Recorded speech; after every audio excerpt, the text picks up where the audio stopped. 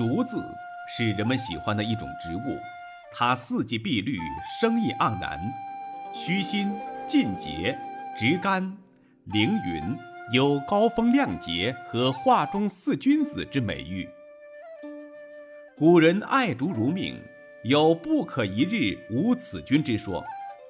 宋代大文学家、画家苏东坡更是宁可食无肉，不可居无竹。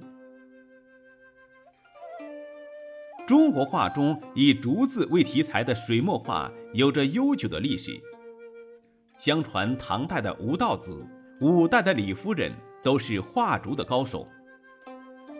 宋代文同画竹的技法已经相当高超了，他画的竹子干、节、枝、叶都十分写实，尤其是叶子，他用浓墨画正面的叶子，淡墨画反面的叶子，使画出来的竹子更为爽快生动。到了元代，画竹大家辈出，有赵孟俯、管道升、柯九思、吴镇、顾安、李希斋等。他们各有所长，有的格调高古，有的形态逼真，有的比例雄健，老干新黄，风情雨雪，无所无备。到了明代，王弗、夏场等继承了宋元人画竹的技法，在画竹的结构上向前进了一大步。尤其是夏场，他在画墨竹的叶子上有独到的功夫。他总结了墨竹的叶子上有个字形、芥字形、虫人形、荆鸦、落雁之类的形式变化，这对后人画竹产生了深远的影响。明代的墨竹大都比较写实，到了明末清初，由于生宣纸的大量普及，墨竹的画法逐渐向写意的方向发展。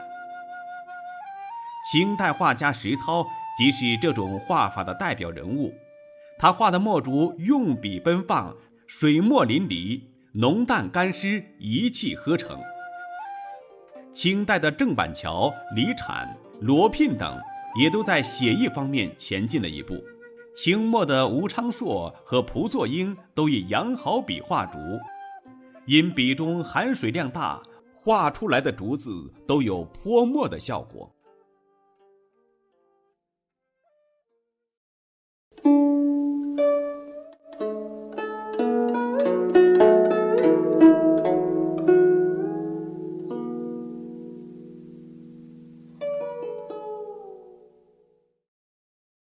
竹子呢，在结构上大致可以分为竹竿、竹节、竹枝、竹叶、竹笋等几个部分。下面呢，我们就分别讲解一下它的结构和画法。在讲解之前呢，我们先大体了解一下它的主要工具——毛笔。画竹子用的毛笔主要是大蓝竹笔。大蓝竹笔呢，这种笔是狼毫笔，这个毛笔呢比较硬，比较有弹性。毛笔这个本身呢的结构呢分两大部分，第一部分呢是这个毛笔杆，第二部分呢是毛笔头。那么画竹子呢，主要用的是毛笔头这一部分。毛笔头这一部分呢，它是立体的，从这个上下看呢，它分毛笔的笔尖、笔肚和笔根儿。然后呢，立体的看呢，它有4个面，这是正面，这是背面，这是左边，这是右边。在画竹子的时候呢，这几个部分都能用得到。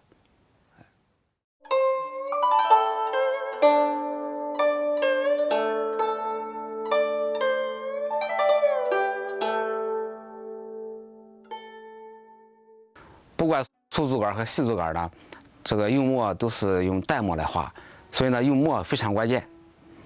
首先呢，挑墨的时候呢，不能从这个砚台里面这个来挑，因为砚台这个颜色是黑的，看不出浓淡来，所以呢，必须把墨用毛笔挑到这个干净的白盘子里面，然后换另一支干净的毛笔洗净，毛笔上面要保持适当的水分，然后呢，在毛笔的一边蘸墨。这样的话蘸出来的墨色呢，一边是水分，一边是墨，这样画出来的竹竿肯定有浓淡变化。下笔的时候呢，一定要用不做墨的一边落纸。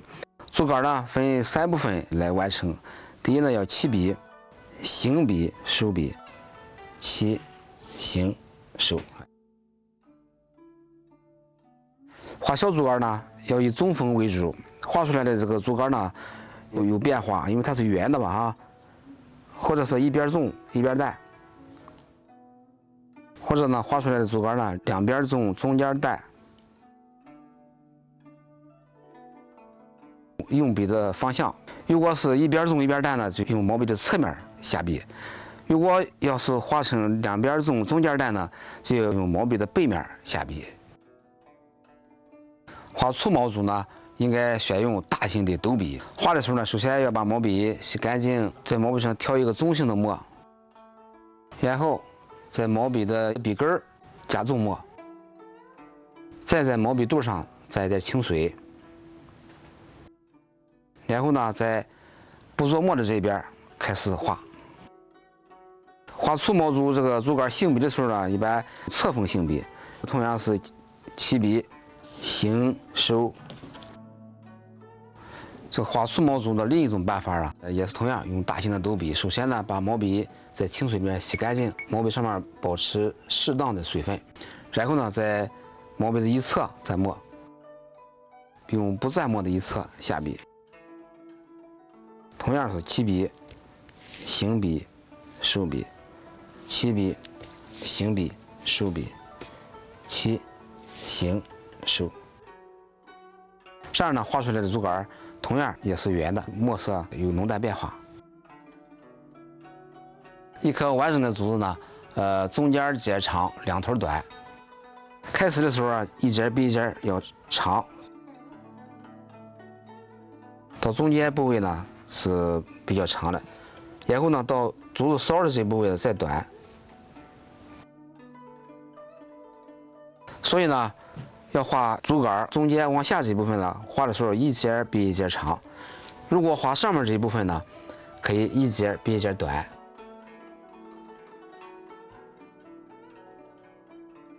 这是中间往下来，一节比一节长。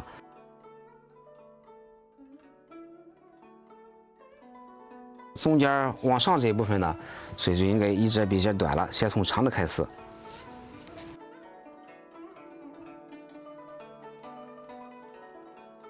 竹竿的弯曲是从竹节开始的，有这个竹子弯节不弯杆之说，从这种地方发生变化。杆始终是直的，弯曲呢从节开始。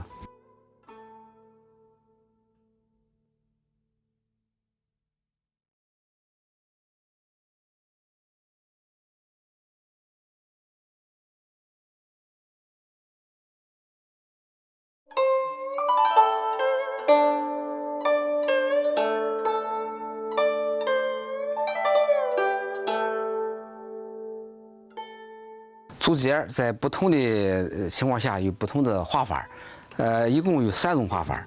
第一种呢，仰视吧，它在人的视频线以上，这个时候呢是一种仰视的效果，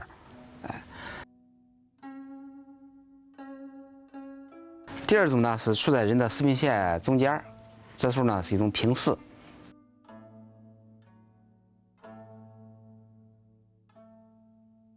第3种呢是俯视，向下看，竹节呢处在人的视频线以下，这个时候呢它是一种俯视的效果。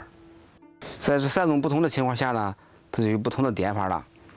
第一种呢，这种点法，这叫八字形。第二种呢是平的，就是一条线。第3种呢是一字形。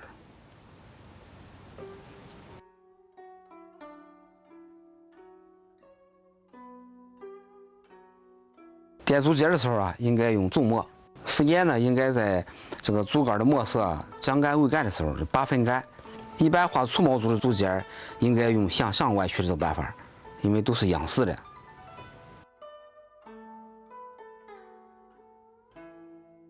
画细竹竿的时候呢，可以用八字形，也可以用一字形。像这个呢，用八字形。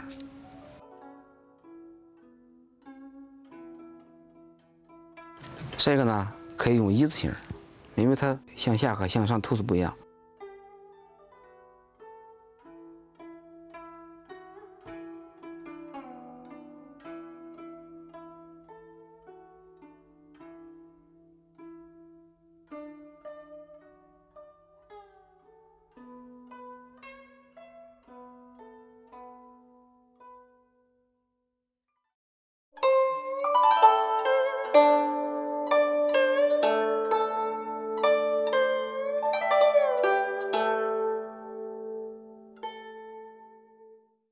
下面我们演示一下这个小枝的画法。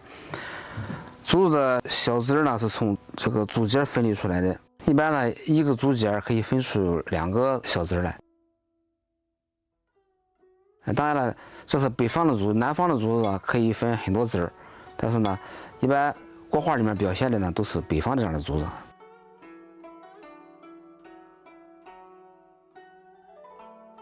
从小枝儿再分出来的枝儿。同样也是一个竹节可以分2个。画小枝的墨色应该比竹竿稍微重一点。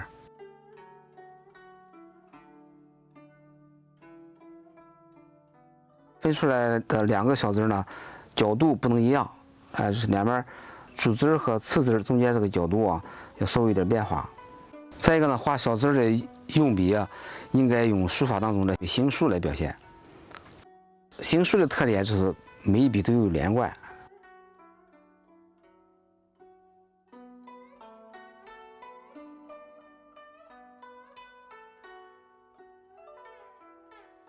然后呢，这个小枝上面也有竹节，这个节呢可以轻轻的点一下就行了。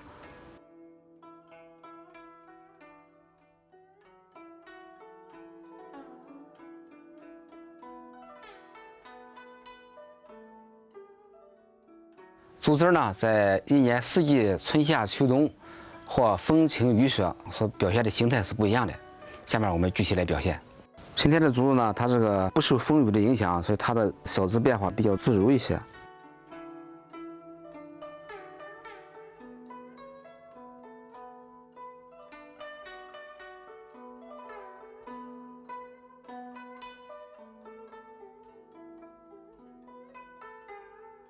如果画雨天或下雪天的竹子呢，由于这个雨水和雪的影响，竹枝儿往下垂的应该比较重。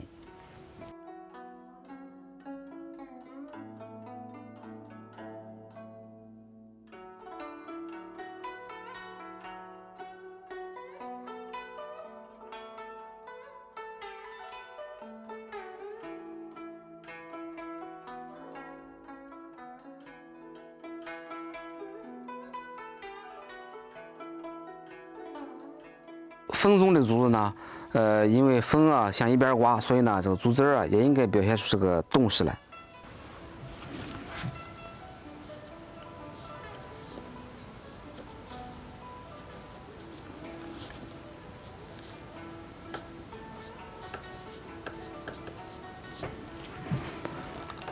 画这个风中的竹子，这个小竹枝呢，应该感觉非常有劲儿，非常有力度。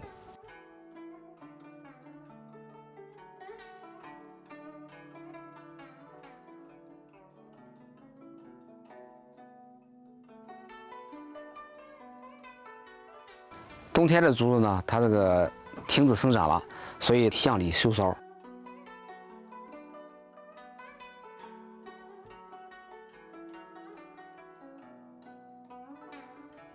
然后呢，这就是往里收梢。